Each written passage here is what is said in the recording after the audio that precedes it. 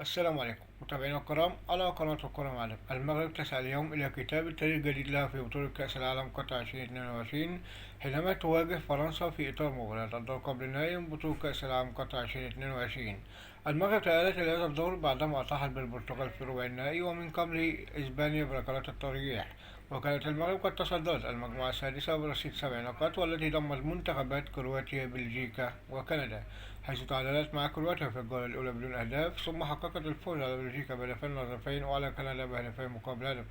وفي المقابل تسعى فرنسا إلى التأهل للمباراة النهائية للمرة الثانية على التوالي كسادس منتخب يحقق هذا الإنجاز بعد إيطاليا 1934 و 1938 والبرازيل 1958 و 1962.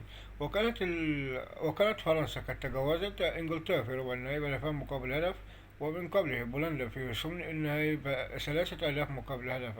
وكانت فرنسا قد صدرت المجموعة الرابعة برصيد 6 نقاط بعد فوزها على أستراليا ب4 أهداف مقابل هدف، وعلى الدنمارك هدفين مقابل هدف. وكانت الهزيمة الوحيدة لفرنسا في المونديال هي أمام تونس في الجولة الثالثة من دور المجموعات بهدف نظيف.